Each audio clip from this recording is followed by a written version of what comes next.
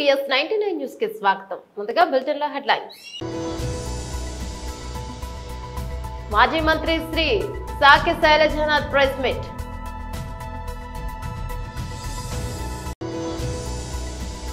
BJP రాష్ట్ర అధికార ప్రతినిధి మీడియాను ఉద్దేశించి మాట్లాడారు.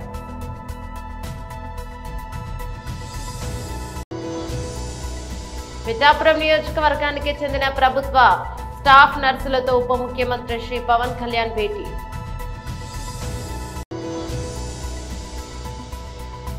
తెలంగాణ భవన్ లో మీడియాతో మాట్లాడుతున్న బీఆర్ఎస్ ఎమ్మెల్సీ కవిత.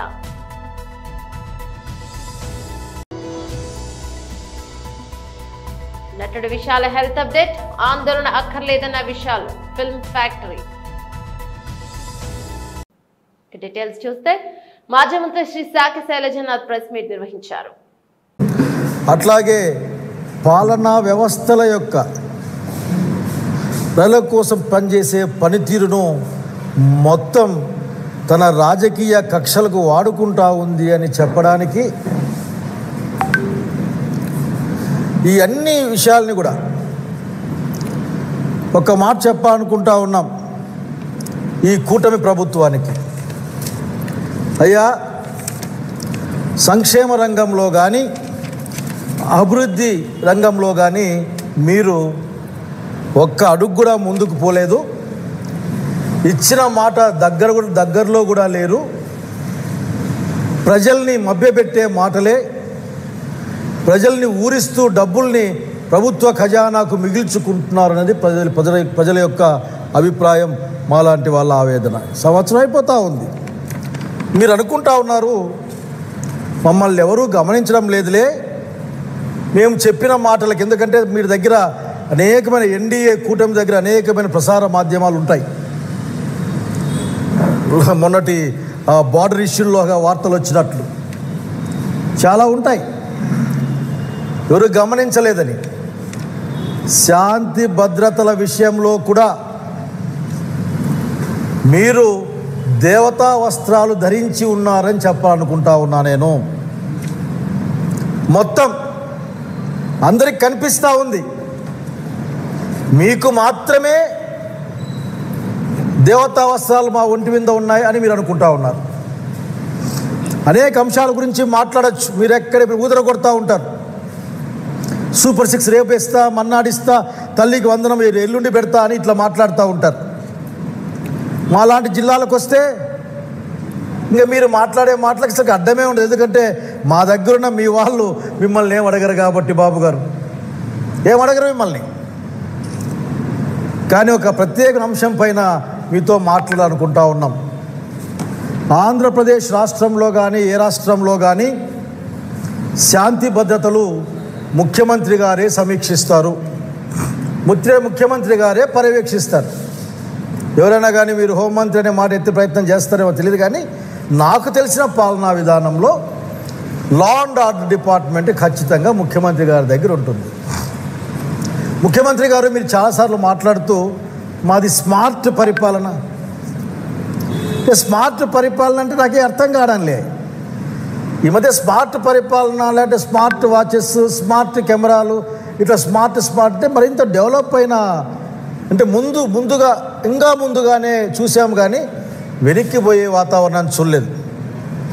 చంద్రబాబు నాయుడు గారు ముఖ్యమంత్రి గారు బీజేపీ రాష్ట్ర అధికార ప్రతినిధి మీడియాను ఉద్దేశించి మాట్లాడారు. అందరికీ నమస్కారం. భారతీయ జనతా పార్టీ ఆధ్వర్యంలోని భారత ప్రభుత్వం చేపట్టినటువంటి ఆపరేషన్ సింధూర్ విజయవంతం సందర్భంగా అందరికీ శుభాభినందనలు తెలియజేసుకుంటున్నా. ఈరోజు ముఖ్యంగా తెలంగాణ రాష్ట్రంలో జరుగుతున్నటువంటి సంఘటనలు కొన్ని మీ ముందు ఉంచడానికి ప్రయత్నం చేస్తా. భారతీయ జనతా పార్టీ ఆధ్వర్యంలో ఈ రాష్ట్రంలో ఏ ప్రజా సమస్య ఉన్నా ఖచ్చితంగా స్పందిస్తాం, ప్రభుత్వ తప్పులుంటే విమర్శిస్తాం, ప్రశ్నిస్తూనే ఉంటాం. కానీ వీటిని తప్పుపట్టే విధంగా ఒక దిగజారుడు రాజకీయాలకి తెరలేపినటువంటి తెలంగాణ రాష్ట్రంలో అధికారంలో ఉన్నటువంటి కాంగ్రెస్ ప్రభుత్వంలోని పెద్దలు, అదేవిధంగా కాంగ్రెస్ పార్టీలోని నాయకులు బజారు రౌడీల్లాగా ప్రవర్తిస్తున్న తీరుని సభ్య సమాజం మొత్తం ఖండించాల్సిన అవసరం ఉంది. భారతీయ జనతా పార్టీ తీవ్రంగా ఖండిస్తుంది ఈ విషయాలపైన. మేము సూటిగా అడుగుతున్నాం, తెలంగాణ రాష్ట్ర ప్రభుత్వం, కాంగ్రెస్ ప్రభుత్వం అధికారంలోకి వచ్చిన తర్వాత హైడ్రాకు సంబంధించి మూసీ అభివృద్ధి పేరు మీద చేస్తున్న కార్యక్రమాల గురించి మీ దగ్గర ఒక స్పష్టమైన విధానం లేదు, ఒక స్పష్టమైన విజన్ లేదు, ఒక బ్లూ ప్రింట్ లేదు. తలాతోకా లేని విధంగా, తోచిన విధంగా ఎప్పుడు ఏది ఆలోచనలకు వస్తే దాన్ని ఇంప్లిమెంట్ చేసుకుంటూ ప్రజల్ని గందరగోళపరుస్తూ తెలంగాణ సమాజంలో ఈరోజు చాలా ఇబ్బందికరమైన పరిస్థితులను సృష్టిస్తున్నారు. కాబట్టి భారతీయ జనతా పార్టీ నాయకులు కానీ, సామాన్య ప్రజలు కానీ ఈరోజు ఈ ప్రభుత్వాన్ని ప్రశ్నిస్తున్నారు. అయితే ఏ ఒక్క విమర్శని కూడా, ఏ ఒక్క ప్రశ్నను కూడా ప్రభుత్వం నిర్మాణాత్మకంగా స్వీకరించకుండా పైపెచ్చు దాడి చేసే విధంగా ఎవరైతే ప్రశ్నిస్తున్నారో, ఎవరైతే విమర్శిస్తున్నారో వారిపైన వ్యక్తిగతంగా దాడి చేసే విధంగా ఈ ప్రభుత్వం ప్రోత్సహిస్తుంది. దీన్ని కూడా ఖండిస్తున్నామని చెప్తున్నాం. నిన్నటికి నిన్న మా ఈటెల రాజేందర్ గారు, అదేవిధంగా కిషన్ రెడ్డి గారు కానీ, రఘునందన్ రావు గారు కానీ బాధ్యతతో వారి దగ్గరకు వచ్చిన ప్రజా సమస్యల గురించి ప్రశ్నిస్తున్నారు. నిజాంపేటలో మీరు ప్రభుత్వం తరపునే అనుమతులు ఇచ్చిండ్రు, వారు అనుమతుల ద్వారా నిర్మాణాలు చేసుకున్నారు, బ్యాంకులు లోన్లు ఇచ్చినాయి, వారు కష్టపడి సంపాదించుకున్న డబ్బులతో నిర్మాణాలు చేసుకుంటే వాటికి నోటీసులు ఇచ్చి ఈరోజు హైడ్రా పేరు మీద మళ్ళీ ఒక నాటకానికి తెరలేపినరు. అంతర్జాతీయ నర్సుల దినోత్సవం సందర్భంగా పిఠాపురం నియోజకవర్గానికి చెందిన ప్రభుత్వ స్టాఫ్ నర్సులతో AP deputy CM Pawan Kalyan ప్రత్యేకంగా భేటీ అయ్యారు. విశిష్ట సేవలు అందించిన 8 మంది నర్సులను ఉప ముఖ్యమంత్రి సత్కరించారు. అనంతరం పవన్ మాట్లాడుతూ వైద్య రంగంలో నర్సులు అందిస్తున్న సేవలు అనన్య సామాన్యమని, ఫ్లోరెన్స్ నైటింగేల్ స్ఫూర్తితో రోగులకు స్వస్థత కలిగేలా వృత్తికి గౌరవాన్ని తీసుకువస్తున్నారని కొనియాడారు. నిస్వార్థంగా వారు అందించే సేవలు వెలకట్టలేనివని అన్నారు. విధి నిర్వహణలో ఎంతో మంది రోగుల ప్రాణాలను కాపాడుతున్న నర్సుల సేవలను ఎవరూ మర్చిపోరని తెలిపారు. మహమ్మారి కరోనా సమయంలో ప్రాణాలను సైతం లెక్క చేయకుండా నర్సులు చేసిన సేవలు ప్రశంసనీయమని పేర్కొన్నారు. ఇక ఇటీవల సింగపూర్ లో తన కుమారుడు మార్క్ శంకర్ పాఠశాలలో సంభవించిన అగ్ని ప్రమాదంలో గాయపడ్డ తర్వాత ఆసుపత్రిలో చేరాడని, అక్కడ నర్సులు చేసిన సేవలు చూసినప్పుడు మరోసారి వారి కష్టం గుర్తుకొచ్చిందని చెప్పారు. అంతర్జాతీయ నర్సుల దినోత్సవం సందర్భంగా వారిని కలవడం ఎంతో ఆనందాన్నిచ్చిందని జనసేనాని పేర్కొన్నారు. ఈ సందర్భంగా నర్సులు తమ సమస్యలను తమ దృష్టికి తీసుకొచ్చారని, వాటిని ఆరోగ్య శాఖ మంత్రి సత్యకుమార్ యాదవ్ దృష్టికి తీసుకెళ్లి పరిష్కరించే దిశగా చర్యలు తీసుకుంటామని భరోసానిచ్చారు.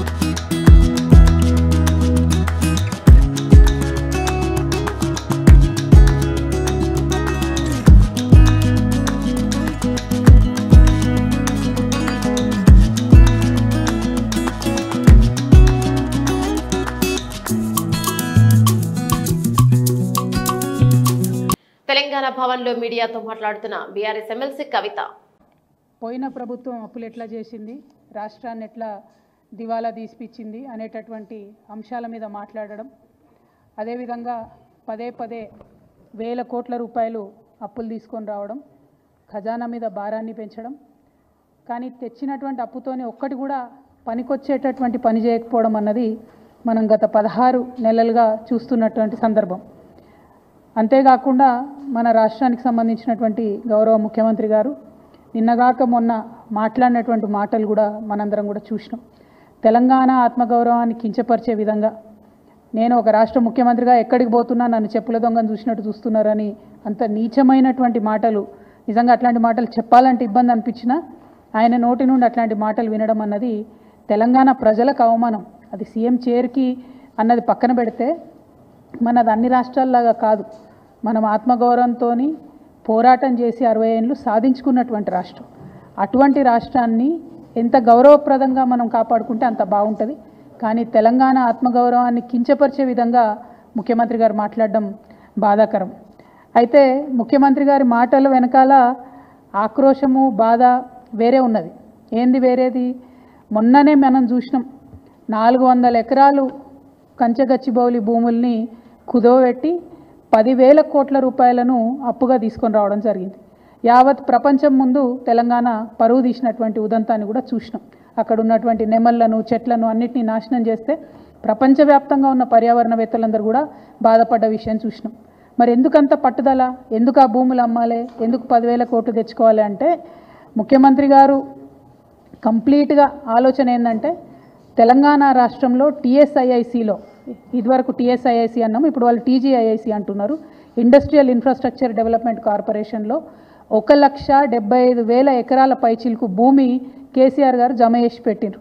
కేవలం హైదరాబాద్లో కాదు, జిల్లాలలో ఉన్నటువంటి అన్ని కేంద్రాలలో కూడా ఫ్యూచర్లో ఇండస్ట్రియల్ ఎక్స్పాన్షన్ కోసం అని చెప్పి TSIICని ఒక స్ట్రాంగ్ పవర్ఫుల్ ఎంటిటీగా తయారు చేసి పెట్టిండ్రు.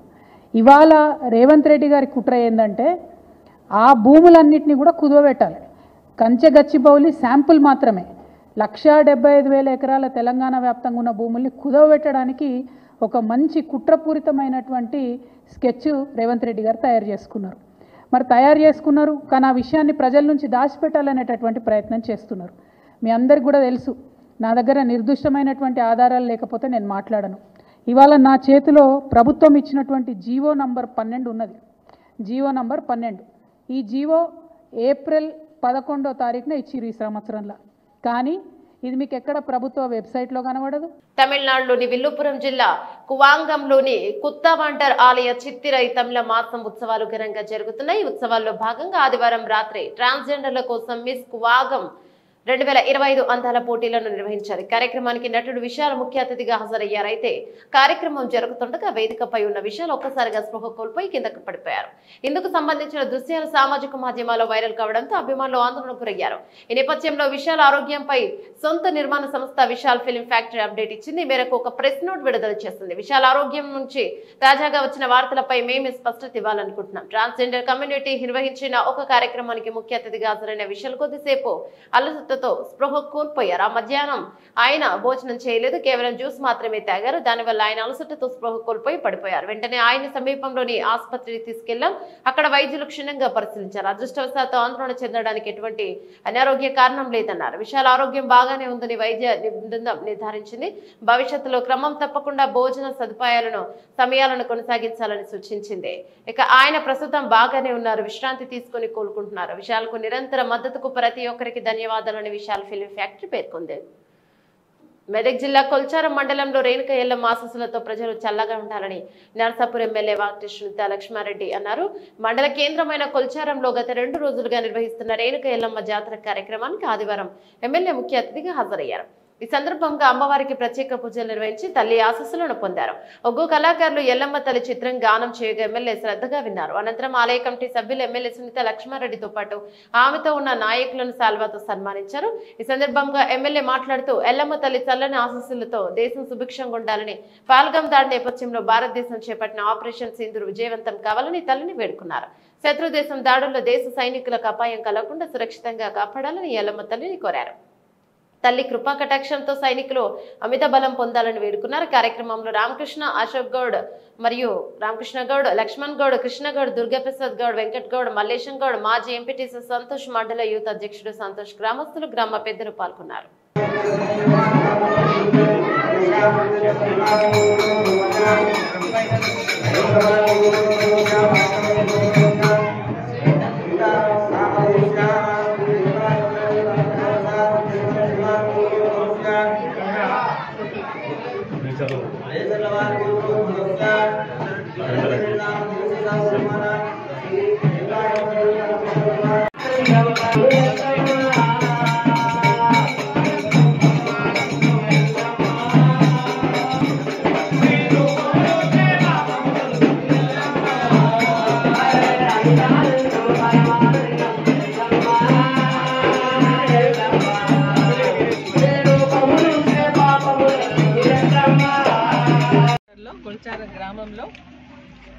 రేణుకా ఎల్లమ్మ తల్లి యొక్క వార్షికోత్సవం సందర్భంగా మరి ఇక్కడ ఉన్నటువంటి మన పాలకవర్గం లేకుండా దానికి సంబంధించినటువంటి ధర్మకర్తలందరూ కూడా ఆహ్వానించిన మేరకు ఈరోజు అమ్మవారిని దర్శించుకోవడం జరిగింది.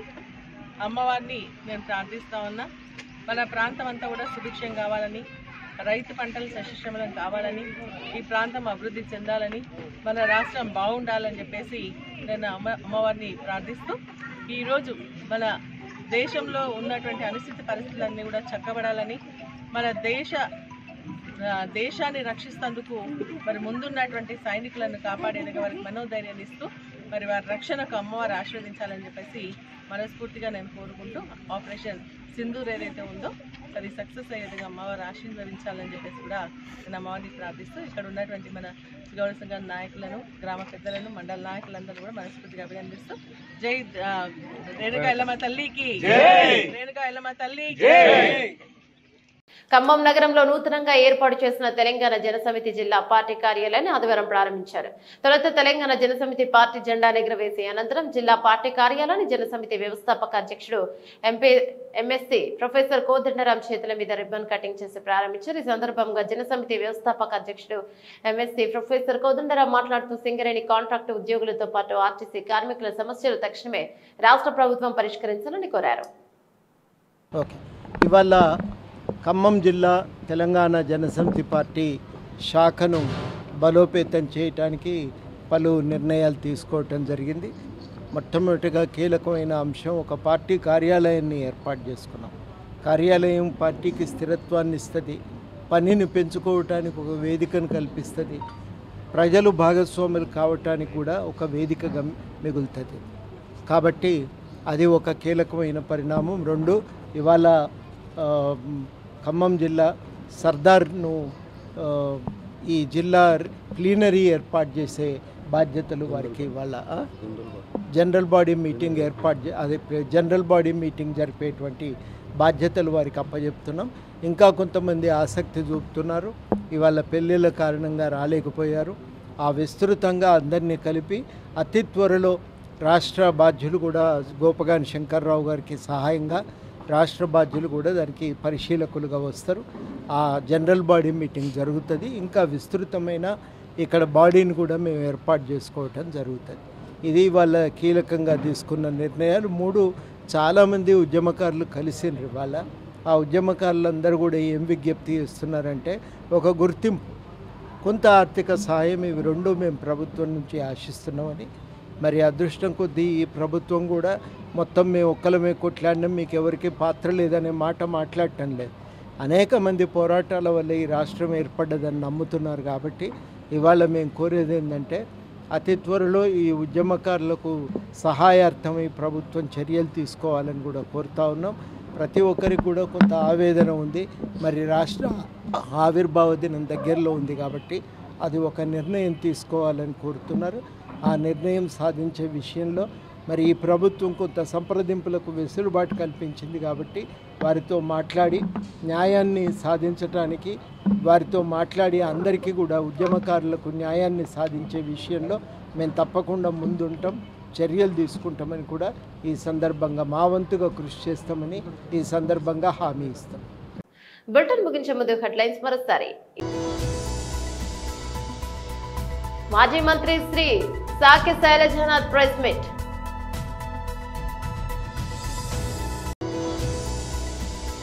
బీజేపీ రాష్ట్ర అధికార ప్రతినిధి మీడియాను ఉద్దేశించి మాట్లాడారు.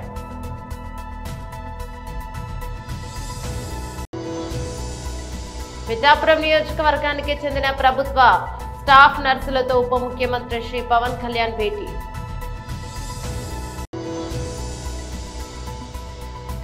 తెలంగాణ భవన్ లో మీడియాతో మాట్లాడుతున్న బీఆర్ఎస్ ఎమ్మెల్సీ కవిత.